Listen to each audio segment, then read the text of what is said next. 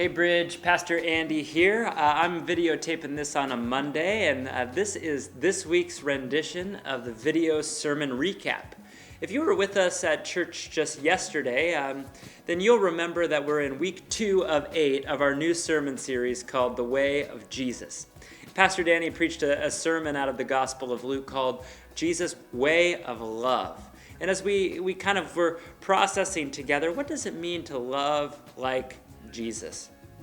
I don't know about you, but I was struck pretty quickly and early on in the sermon to find out that Jesus' way of love is unfortunately different than the way that many of us were taught about love. In our world, many of us were shaped and taught to think that love is primarily a feeling, something that makes us feel good or gets us excited or motivated. And while that's a version of love, more often than not, that's not the type of love that Jesus is talking about when he commands his disciples to love God and to love one another. It turns out that in the Greek language, there's some specific words that give all different kind of elements and versions of what we just translate as love.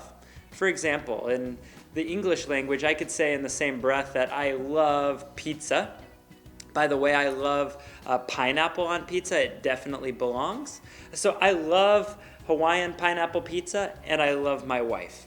And I think that you immediately know the distinction that the same word love should not be used to describe some ridiculous food that I eat from very rare times to my love and my longtime commitment to my best friend and my wife, Natalie.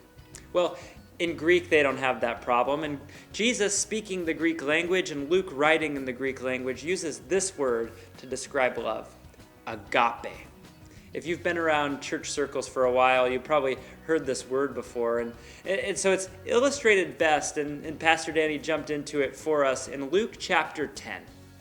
A Jewish legal expert, a teacher of the law, he comes to Jesus, and Luke chapter 10 tells us he's wanting to trap Jesus. He's wanting to catch him saying something he's not supposed to say. And so he comes to Jesus, and he asks him this really simple question. What do I have to do to inherit eternal life? Jesus, doing what Jesus often does, instead of answering the question, he just flips the question on its head, and he turns back to the young man, and he says this, "You're the expert. What do you think?" The guy thinks for a minute, and he says this. He says, I think that to inherit eternal life, I'm to love God with all my heart, soul, mind, and strength, and to love my neighbor as myself. Jesus looks at him. I just imagine Jesus with this big, toothy grin, and I love what he says. He says, you got it. Now go do it.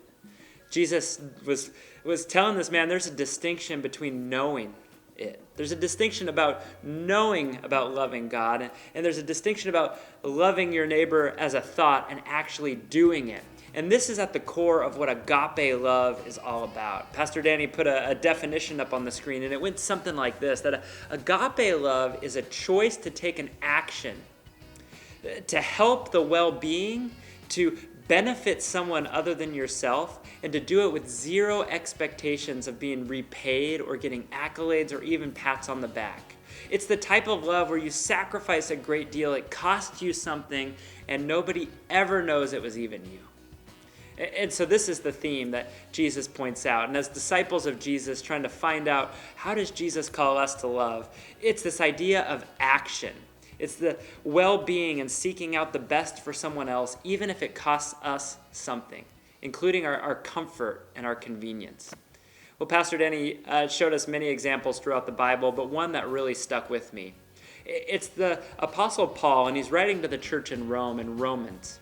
And he says this, in regards to Jesus' love, he says this, God demonstrated his love for us.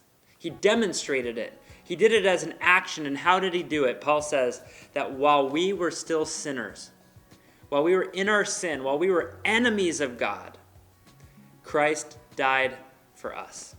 You know, I love that verse, and it's so indicative of Jesus giving himself over as his act of love. But while I was reading it on the screen, I was thinking, oh no.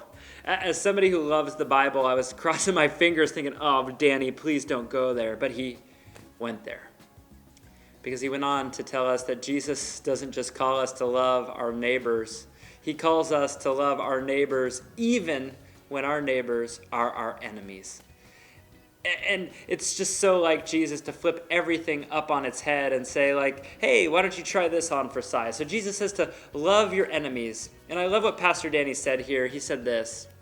He said that we can't love anyone, let alone our enemies. We can't love in the way that God calls us to love, the agape love, until we recognize how big and how important it is for us to rest in the love of God. That while we were God's enemies, he loved us. That puts all sorts of things into perspective about who we're supposed to love and when. We're supposed to love everybody always. Well, the sermon came to a close, and I love the illustration we closed with. It really got me thinking, and Pastor Danny asked us this simple question: are we black holes or are we cells? You know, he almost caught me off guard when he said that. I chuckled like, where'd that come from? But as he explained it, it made perfect sense. A black hole is this phenomenon in the universe. Scientists are still trying to figure it all out, but this is what they know. Everything within the gravitational pull of a black hole gets sucked to the center. A black hole is like the hog of the universe. It just takes everything for itself. And so the illustration is, when it comes to love, are you somebody who loves in order that you can take and get more things, that you can get all the attention and all the accolades, and you do it so that you can accumulate and you can have it all? Like a black hole, when we do that, we actually destroy the whole purpose that God created us to live by. Or instead of a black hole, are we a cell? A cell, as many of you probably remember from your high school biology class, is the fundamental building block of all life. Human life, animals, trees, everything is dependent on cells. Cells have everything they need in this little tiny building block to sustain life, to reproduce life, to bring life where there wasn't life. And so the illustration is this: are you somebody who sucks life away from others like a black hole? Or are you somebody who brings and helps sustain life and bring joy and beauty wherever you go? If you're like me, the answer is probably this: sometimes I'm both. And so as you continue to be thinking about this sermon, many of you are about to dismiss into a bridge group. I hope that this video is helpful in just getting your gears turning again, back on the same page. We hope that your discussions are fruitful and they're a blessing to you as you continue your week walking out the way of love.